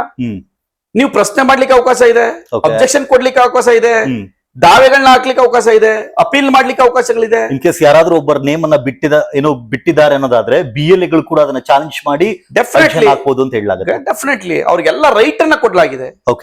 ಇನ್ನು ಡಾಕ್ಯುಮೆಂಟ್ಸ್ ನ ವಿಚಾರ ಅಂತ ಬಂದಾಗ ಯಾವೆಲ್ಲ ಡಾಕ್ಯುಮೆಂಟ್ಸ್ ಅನ್ನ ಕೊಡ್ಬೇಕಾಗುತ್ತೆ ನಾನು ಭಾರತದ ಸಿಟಿಸನ್ ಅಂತ ಪ್ರೂವ್ ಮಾಡ್ಕೊಳ್ಳಿಕ್ಕೆ? ವಿಶೇಷವಾಗಿ ಅವ್ರೇನ್ ಮಾಡಿದ್ದಾರೆ, ಪಾಸ್ಪೋರ್ಟ್, ಆಧಾರ್ ಕಾರ್ಡು, ವಾಸ ದೃಢೀಕರಣ ಪತ್ರ, ಮತ್ತೆ ಸರ್ಕಾರದಿಂದ ಯಾವ್ದಾದ್ರು ಗ್ರಾಂಟ್ ಆಗಿದ್ರೆ grant certificate, TC marks cards, ಈ ಎಲ್ಲ 16 ಡಾಕ್ಯುಮೆಂಟ್ಸ್ ಗಳನ್ನ ಮೆನ್ಷನ್ ಮಾಡಿದ್ರೆ ಆ 16 ಡಾಕ್ಯುಮೆಂಟ್ಸ್ ಅಲ್ಲಿ ಯಾವ್ದಾದ್ರು ಒಂದು ಡಾಕ್ಯುಮೆಂಟ್ ಅನ್ನ ಕೊಡಬಹುದು. ಈಗಾಗಲೇ ಮತದಾರರ ಪಟ್ಟಿಯಲ್ಲಿ ನೋಂದಾಯಿತರಾಗಿರ್ತಕ್ಕಂಥವ್ರಿಗೆ ಅವಶ್ಯಕತೆ ಇಲ್ಲ. ಹೊಸದಾಗಿ 2002ರ ಒಳಗೆ ಯಾರು ವಿಶೇಷ ಪರಿಷ್ಕರಣೆಯಲ್ಲಿ ಒಳಪಟ್ಟಿದ್ರು ಅವ್ರಿಗೂ ಯಾವುದೇ ದಾಖಲಾತಿಯನ್ನ ಕೊಡಬೇಕಾಗಿಲ್ಲ. ಇಲ್ಲ ಹೇಳಿದಾರಲ್ಲ ಅದ್ರಲ್ಲೇನೆ 2002ರ ಒಳಗಡೆ ಪರಿಷ್ಕರಣೆ ಆಗಿದ್ರೆ ಬೇಕಾಗಿಲ್ಲ. No documents required, only enumeration form ನ ಫಿಲ್ ಅಪ್ ಮಾಡ್ಕೊಟ್ರೆ ಸಾಕು. 2002ರ ನಂತರ 2000 ಈಗಿನ 26ರವರೆಗೆ ಯಾರು ಎನ್ರೋಲ್ಮೆಂಟ್ ಆಗ್ಬೇಕಾಗಿದ್ರೆ, ಹೊಸ ಸೇರ್ಪಡೆ ಆಗ್ಬೇಕಾಗಿದ್ರೆ ಅವರೆಲ್ಲ 18ರಿಂದ 25ರ ಆಸುಪಾಸಿನಲ್ಲಿದ್ದಾರೆ. ಅವ್ರಿಗೆ ನೀವು ಎನ್ಯುಮರೇಷನ್ ಫಾರಂ ಫಿಲ್ ಅಪ್ ಮಾಡ್ಕೊಡ್ಬೇಕಾದ್ರೆ ಒಂದು ಅವರ ತಂದೆ ತಾಯಿಯ ಎಪಿಕ್ ನಂಬರ್ ನ ಬರೀಬೇಕು. ಜೊತೆಗೆ ಅವರು ಈ 16 ಡಾಕ್ಯುಮೆಂಟ್ಸ್ ಮೆನ್ಷನ್ ಮಾಡಿದರೆ ಅದ್ರಲ್ಲಿ ಯಾವ್ದಾದ್ರು ಒಂದು ದಾಖಲಾತಿಯನ್ನ ಕೊಡಬೇಕು. ಉಳಿದವ್ರಿಗೆ ಡಾಕ್ಯುಮೆಂಟ್ಸ್ ನ ಅವಶ್ಯಕತೆ ಇಲ್ಲ, ನಿಮ್ಮ ವೋಟ್ ನ ತೆಗಿಯಲ್ಲ. ಒಂದೇನು ಅಂದ್ರೆ ಇವತ್ತಿಗೆ ನೀವೊಬ್ರು JDS ನ ಕಾರ್ಯಕರ್ತರು, JDS ನ ನಾಯಕರು ಕೂಡ ಹೌದು. ಇವತ್ತಿಗೆ ನಿಮ್ಮ JDS ಪಕ್ಷ ಬಿಜೆಪಿಯೊಂದಿಗೆ ಮೈತ್ರಿಯಲ್ಲಿ ಇರುವಂತದ್ದು. ಆ ಕಾರಣಕ್ಕೋಸ್ಕರ ಈ ಪ್ರಶ್ನೆ ಕೇಳ್ತಿರುವಂತದ್ದು. ಕಾರಣ ಬಿಜೆಪಿ ಅಂತ ಬಂದಾಗ ಪ್ರತಿಯೊಂದಕ್ಕೂ ಕೂಡ ಯಾವ್ದನ್ನ ಮ್ಯಾಂಡೇಟರಿ ಮಾಡ್ತಾ ಇದ್ರು ಅಂತ ಕೇಳಿದ್ರೆ ಆಧಾರ್ ಕಾರ್ಡ್ ಅನ್ನ ಮ್ಯಾಂಡೇಟರಿ ಮಾಡ್ತಿದ್ರು. ಆದ್ರೆ ಈ ಒಂದು ವಿಚಾರ ಹೌದು, ರೈಟ್ ಟು ಪ್ರೈವಸಿ ಬರುತ್ತೆ, ಅದ್ರ ಬಗ್ಗೆ ಕೇಸ್ ಬರುತ್ತೆ, ಅದಾದ್ಮೇಲೆ ಯಾವ್ದಕ್ಕೂ ಕಡ್ಡಾಯಗೊಳಿಸಬಾರ್ದು ಅಂತ ಹೇಳಾಯ್ತು. ಮೇ ಬಿ ಆ ಕಾರಣಕ್ಕ ಇವತ್ತಿಗೆ ಆಧಾರ್ನ ಕಡ್ಡಾಯಗೊಳಿಸಿಲ್ಲ. ಇದ್ರಲ್ಲಿ ಡಾಕ್ಯುಮೆಂಟ್ಸ್ ನ ವಿಚಾರ ಅಂತ ಬಂದಾಗ ಅದನ್ನ ಆಪ್ಷನಲ್ ಆಗಿ ಇಟ್ಟಿದ್ದಾರೆ. ಅದ್ರ ಬಗ್ಗೆ ಹೇಳೋದಾದ್ರೆ ಆಧಾರ್ನ ಕಡ್ಡಾಯ ಮಾಡಬೇಡಿ. ಈ ಎಪಿಕ್ ಕಾರ್ಡ್ ಜೊತೆ ಲಿಂಕ್ ಮಾಡಬೇಡಿ ಅಂತ ಹೇಳಿ ಸುಪ್ರೀಂ ಕೋರ್ಟ್ ಮುಂದೆ ದಾವೆ ಹಾಕಿದ್ದು ಇದೇ ಕಾಂಗ್ರೆಸ್ ಪಕ್ಷ, ಓಕೆ, ಬಿಜೆಪಿ JDS ಅಲ್ಲ. ಹ್ಮ್, ಹಾಗಾಗಿ ಕಾಂಗ್ರೆಸ್ ಪಕ್ಷದವರನ್ನ ನೀವು ಪ್ರಶ್ನೆ ಮಾಡ್ಬೇಕು, ಓಕೆ, ಯಾವ ಕಾರಣಕ್ಕೆ ನೀವು ಆಧಾರ್ ಕಾರ್ಡ್ ನ ಲಿಂಕ್ ಮಾಡ್ತಾ ಇಲ್ಲ? ಹ್ಮ್, ಅಂದ್ರೆ ನಿಮ್ಮಲ್ಲಿ ನಕಲಿ ಮತದಾರರಿದ್ದಾರಾ, ಹ್ಮ್. ಫೇಕ್ ವೋಟರ್ಸ್ ಇದಾರಾ? Because ಒಂದೇನು ಅಂದ್ರೆ ಆಧಾರ್ ಕಾರ್ಡ್ ಅಂತ ಬಂದಾಗ ಅದು ಕೇವಲ ಅಡ್ರೆಸ್ ಪ್ರೂಫ್ ಮಾತ್ರ ಆಗಿರುತ್ತೆ, ರೆಸಿಡೆನ್ಸ್ ಪ್ರೂಫ್ ಮಾತ್ರ ಆಗಿರುತ್ತೆ, citizenship ಇರಲ್ಲ. ಆದರೆ ಈ ಫಸ್ಟ್ ಟೈಮ್ ಈ ಪ್ರೋಸೆಸ್ ನಲ್ಲಿ ಹ್ಮ್, ಆ ಆಧಾರ್ ನಂಬರ್ ನ ಬರಿಬೇಕಾಗಿದೆ, ಓಕೆ, ತಗೊಳ್ತಾ ಇದ್ದಾರೆ. ಕಂಪಲ್ಸರಿ ಅಲ್ಲ, ಆದ್ರೆ ಆಧಾರ್ ನಂಬರ್ ನ ಬರೆಯಲೇಬೇಕಾದಂತ ಅನಿವಾರ್ಯ ಪರಿಸ್ಥಿತಿ ಇದೆ. ಎನ್ಯುಮರೇಷನ್ ಫಾರಂ ಅಲ್ಲಿ ಆಧಾರ್ ನಂಬರ್ ನ ಕಡ್ಡಾಯವಾಗಿ ನಮೂದು ಮಾಡಬೇಕು. ಪಾನ್ ಕಾರ್ಡ್ ಏನಾದ್ರೂ ಬಳಸಬಹುದಾ? ಬಳಸಬಹುದು, ಆ ಡಾಕ್ಯುಮೆಂಟ್ಸ್ ಆಗಿ ನೀವು ಅದನ್ನ ಕೊಡ್ಲಿಕ್ಕೆ ಅವಕಾಶ ಇದೆ. ಇದರ ಆಧಾರ್ ನಂಬರ್ ಕೂಡ ನೀವು ಕೊಡಬೇಕು. ಓಕೆ. ಆದ್ರೆ ಒಂದು ಡಾಕ್ಯುಮೆಂಟ್ಸ್ ಅನ್ನು ನೋಡಿದಾಗ ಒಂದು ಹಾಸ್ಯಾಸ್ಪದ ಅನ್ಸಿದ್ದೇನು ಅಂದ್ರೆ, ಈಗಾಗಲೇ ಯಾರು ಭಾರತದ ಸಿಟಿಸನ್ ಅಂತ ಹೇಳಿ ಈಗಾಗಲೇ ಎಪಿಕ್ ಕಾರ್ಡ್ ತಗೊಂಡಿರ್ತಾರೆ. ಈಗ ಉದಾಹರಣೆ ನಾನೀಗ ಆಲ್ರೆಡಿ ನನಗೆ ಏನು ವೋಟಿಂಗ್ ಏಜ್ ಬಂದಿದೆ, ನನ್ನ ಹತ್ರ ಎಪಿಕ್ ಕಾರ್ಡ್ ಇದೆ, ನನ್ನ ಹತ್ರ ವೋಟರ್ ID ಇದೆ. ಆದ್ರೆ ನಾನೀಗ ಮತ್ತೊಮ್ಮೆ ನಾನು ಈ ಭಾರತ ಸಿಟಿಸನ್ ಅಂತ ಪ್ರೂವ್ ಮಾಡ್ಕೊಳ್ಳೋ ಅವಶ್ಯಕತೆ ಇದೆಯಾ? ಸಿಟಿಜನ್ ಅಂತ ಪ್ರೂವ್ ಮಾಡ್ಕೊಳ್ಳಿ ಅಂತೇಳಿ ಚುನಾವಣಾ ಆಯೋಗ ಹೇಳೇ ಇಲ್ಲ. ಓಕೆ, ಚುನಾವಣಾ ಆಯೋಗದ ಕೆಲಸ ಮತದಾರರ ಪಟ್ಟಿಯನ್ನ ಪರಿಷ್ಕರಣೆಗೊಳಿಸ್ತಕ್ಕಂಥದ್ದು, ಮತದಾರರ ಪಟ್ಟಿಲಿ ಮತದಾರರ ನೋಂದಾಯಿಸೋದು, ಓಕೆ, ಮತ್ತೆ ಡಿಲೀಷನ್ ಮಾಡೋದು, ಹ್ಮ್, ನಕಲನ್ನ ತಡಿತಕ್ಕಂಥದ್ದು ಅದರ ಕೆಲಸ. ಓಕೆ, ಚುನಾವಣಾ ಆಯೋಗ ಒಂದೇ ಹೇಳ್ತಕ್ಕಂಥದ್ದು, ಒಂದು ಅವನು ಈ ದೇಶದ ಭಾರತೀಯ ನಾಗರಿಕನಾಗಿರ್ಬೇಕು, ನಂಬರ್ 1 ಕಂಡೀಷನ್. ನಂಬರ್ 2 ಅವನು 18 ವರ್ಷ ಆಗಿರ್ಬೇಕು. ಈ 2 ಮಾನದಂಡಗಳಿದ್ರೆ ಅವನು ಚುನಾವಣೆಯಲ್ಲಿ ತನ್ನ ಮತವನ್ನ ಹಾಕ್ಲಿಕ್ಕೆ ಹಕ್ಕನ್ನ ಅವ್ನು ಪಡ್ತಾನೆ. ಭಾರತೀಯ ನಾಗರಿಕ ಆಗಿರ್ತಾನೆ ಅಂತ ಹೇಳ್ಬೇಕು ಅನ್ನೋದಾದ್ರೆ ಯಾರು ಹೇಳ್ಬೇಕು? ಎಲೆಕ್ಷನ್ ಕಮಿಷನ್ ಆಫ್ ಆ ಕಾರಣಕ್ಕೋಸ್ಕರನೇ ಹೋಮ್ ಮಿನಿಸ್ಟ್ರಿ ಹೇಳ್ಬೇಕಾ? ಅವ್ರೇನಾದ್ರು ಕೇಳ್ತಾ ಇಲ್ವಲ್ಲ, ನೀವು ಭಾರತೀಯನಾಗಿರ್ಬೇಕು ಅಂತಂದ್ರೆ ಭಾರತೀಯನಾಗದೆ ಹೋದ್ರೆ ಚುನಾವಣಾ ಆಯೋಗಕ್ಕೆ ಹೆಂಗ್ ಬಂದ್ರಿ ನೀವು? ಓಕೆ, ಅದು ಸಂಬಂಧಪಟ್ಟ ಡಾಕ್ಯುಮೆಂಟ್ಸ್ ಹೆಂಗ್ ಸಿಕ್ತು ನಿಮ್ಗೆ? ಓಕೆ, ಅದನ್ನ ಕೇಳುವ ಎಲ್ಲ ಹಕ್ಕುಗಳು ಚುನಾವಣಾ ಆಯೋಗಕ್ಕಿದೆ. ನೀವು ಭಾರತೀಯ ನಾಗರಿಕರೆಲ್ಲದನ್ನ ರಿಜಿಸ್ಟರ್ ಮಾಡಿದ್ರೆ ಚುನಾವಣಾ ಆಯೋಗದ ಮೇಲೆ ದೊಡ್ಡ ಆಪಾದನೆ ಬರುತ್ತೆ. ಓಕೆ, ಯಾವ ಆಧಾರದ ಮೇಲೆ ನೀವು ಆಧಾರ್ ಕಾರ್ಡ್ ಕೊಟ್ರಿ, ಎಲೆಕ್ಷನ್ ಎಪಿಕ್ ಕಾರ್ಡ್ ಕೊಟ್ರಿ ಅನ್ನೋದು ಪ್ರಶ್ನೆ ಕೂಡ ಅವ್ರ ಮೇಲೆ ಬರುತ್ತೆ, ದೊಡ್ಡ ಆಪಾದನೆ. ಆ ಎಪಿಕ್ ಕಾರ್ಡ್ ಹೆಂಗ್ ಬಂತು, ಯಾವ ಆಧಾರದ ಮೇಲೆ ಕೊಟ್ರಿ, ಆ ಆಪಾದನೆಗೆ ಉತ್ತರವನ್ನ ಕೊಡ್ಬೇಕಾದ ಉತ್ತರದಾಯಿತ್ವ ಚುನಾವಣಾ ಆಯೋಗನೇ ಇರ್ತದೆ. ಇಲ್ಲಿ ಸಿಟಿಜನ್ ಅಪ್ರೂವ್ ಮಾಡೋ ಪ್ರಶ್ನೆ ಇಲ್ಲ. ನೀವು ಭಾರತೀಯ ನಾಗರಿಕನಾಗಿದ್ರೆ ನಾವು ಚುನಾವಣಾ ಪಟ್ಟಿಯಲ್ಲಿ ನಿಮ್ಮನ್ನ ಸೇರಿಸ್ಕೊತೀವಿ ಅನ್ನೋದೇ ಅದರ ಮೂಲ ಉದ್ದೇಶ. ಆ ಕಾರಣಕ್ಕೋಸ್ಕರ ಯಾರು ವ್ಯಕ್ತಿ 2002 ನಂತರ ಯಾವ ವ್ಯಕ್ತಿ ಪರಿಷ್ಕರಣೆ ಒಳಪಟ್ಟಿಲ್ಲ, ಅವನು ಕಡ್ಡಾಯವಾಗಿ ಅವರ ತಂದೆ ತಾಯಿಯ ಮೂಲ ಯಾರ್ದಾದ್ರೂ ಒಂದು ಎಪಿಕ್ ಕಾರ್ಡ್ ನಂಬರ್ ಹಾಕ್ಬೇಕು. ಯಾಕೆಂದ್ರೆ ಇತ್ತೀಚೆಗೆ ದೊಡ್ಡ ಮಟ್ಟದ ವಲಸೆ ಆಗ್ತಾ ಇದೆ ಭಾರತದ ಮೇಲೆ. ಅದು ಬಾಂಗ್ಲಾದೇಶಿಗರು ಇರ್ಬೋದು, ಈ ಪಕ್ಕದ ಶ್ರೀಲಂಕಾ ಇರ್ಬೋದು, ನೇಪಾಳ ಇರ್ಬೋದು, ಪಾಕಿಸ್ತಾನ ಇರ್ಬೋದು. ಒಂದಷ್ಟು ಜನ ಹಡಗುಗಳ ಮೂಲಕ, ಕಳ್ಳದಾರಿಗಳ ಮೂಲಕ ಭಾರತವನ್ನ ಪ್ರವೇಶಿಸಿದ್ದಾರೆ ಅನ್ನುವ ಮಾಹಿತಿ ಇದೆ. ಅದು ಕೇವಲ ಯಾರು ಪೌರತ್ವವನ್ನ ನಿರ್ಧಾರ ಮಾಡತಕ್ಕಂಥ ಕೇಂದ್ರ ಸರ್ಕಾರವೇ ಆದ್ರೂ ಕೂಡ ಚುನಾವಣಾ ಪಟ್ಟಿಗೆ ಅವ್ರು ಬರ್ದಂಗ್ ನೋಡ್ಕೊಳ್ತಕ್ಕಂಥ ಕೆಲಸ ಚುನಾವಣಾ ಆಯೋಗದ ಕೆಲಸ.